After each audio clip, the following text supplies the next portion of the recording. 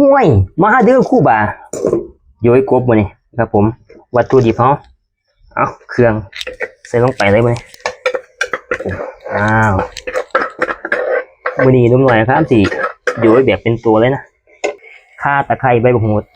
ใส่ลงไปเลยคู่บ่าหักใหม่ใส่ลงไปเลย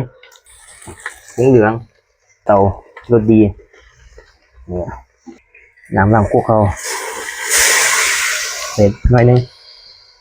มาไปสู้เอา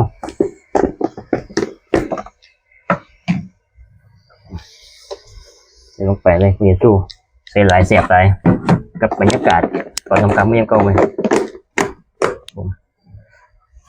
น้ำกระเทียมดอง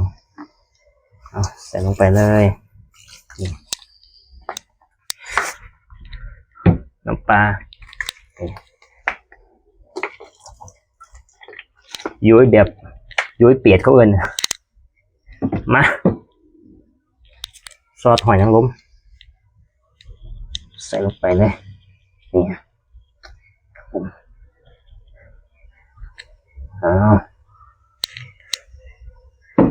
ตามด้วยซอสฟ้าเขียว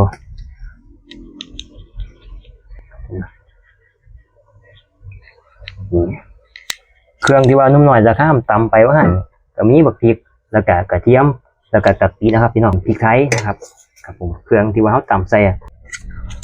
ครับผมมาครับกูบาหลังจากโขลกเขาเปื่อยได้ทีแล้วเขาก็ใส่ใบโหระพาลงไปเลยครับผมเพิ่มความหอมกลมกล่อมครับผมมาคูบามีอยู่มันก็ต้องมีน้ำจิ้มมันต้องน้ำจิ้มปักทะเลน้ำจิ้มเขาก็มีบักพริกกระเทียมแล้วก็ตับของกบนะครับบักทั่วใส่ลงไปเลยคูบานะครับผมตามด้วยกะปิใส่ลงไปเลยนะครับผมเพิ่มความเปรี้ยวด้วยบักกอกนะครับครับสูตรนี้ใส่บักกอกสูตรสารคามเอาครับผมปรุงเลยน้ำปลาใส่ลงไปปุ๊บน้ำตาลครับผมใส่ลงไปเลย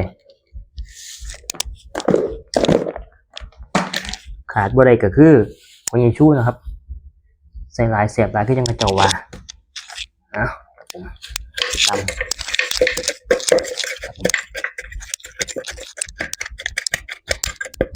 เมื่อกระสีออกมาเขียนๆยังสีเขาก็เอาน้ำของหยุยครับผมใส่เลยนี่สูตรนี้ลองเบิ่งเด้อครับผมต้องจิบกวนไปด้วยเป็นตะเสียบครับพี่ครูบาเบิ่งโอ้โหเบิ่งน้ำจิ้มสูตรน้ำน้อยแซ่บข้ามตามใส่บักกอกสูตรนี้แซ่บบอกต่อครูบามาเด้อครูบาเอานี่น้ำจิ้มเจียวบักกอกเขานี่ห่อได้ป่ะนี่โอ้โห